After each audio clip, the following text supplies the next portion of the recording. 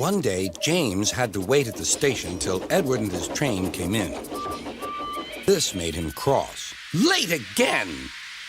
Edward laughed and James fumed away.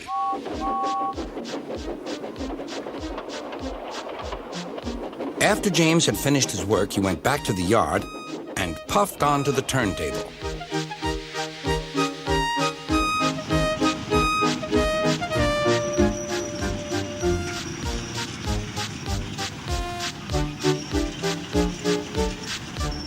He was still feeling very bad-tempered.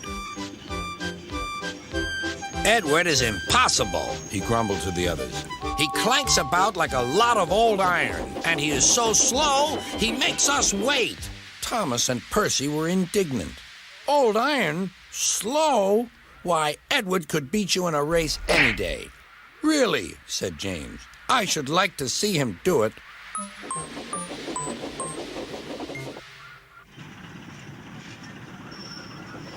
Next morning, James's driver was suddenly taken ill. He could hardly stand, so the fireman uncoupled James ready for shunting. James was impatient. Suddenly, the signalman shouted. There was James puffing away down the line. "All traffic halted," called the signalman. Then he told the fireman what had happened.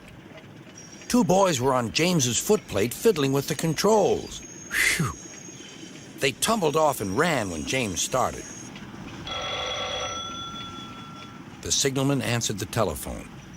"Yes? He's here. Right. I'll tell him. The inspector's coming at once. He wants a shunter's pole and a coil of wire rope."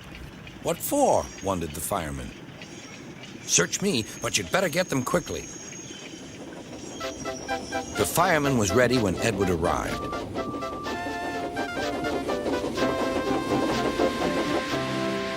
The inspector saw the pole and the rope.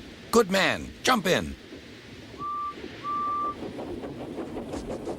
We'll catch him, puffed Edward. James was laughing.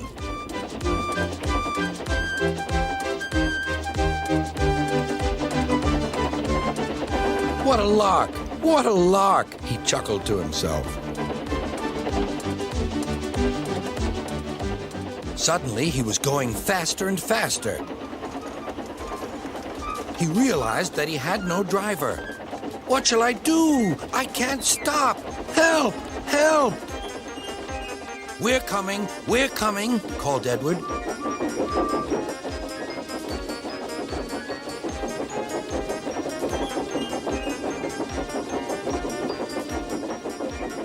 Edward was panting up behind with every ounce of steam he had. At last, he caught up with James.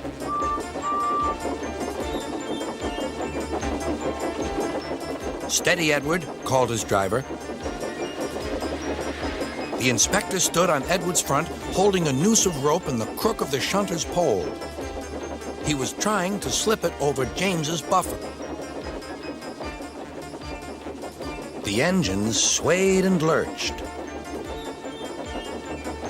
At last, "Got him!" he shouted. He pulled the noose tight. Gently braking, Edward's driver checked the engine speed, and James's fireman scrambled across and took control. "So, the old iron caught you after all," chuckled Edward. "I'm sorry," whispered James. "Thank you for saving me." "You were splendid, Edward." "That's all right," replied Edward. The engines arrived at the station side by side. Sir Topham Hatt was waiting. "A fine piece of work," he said.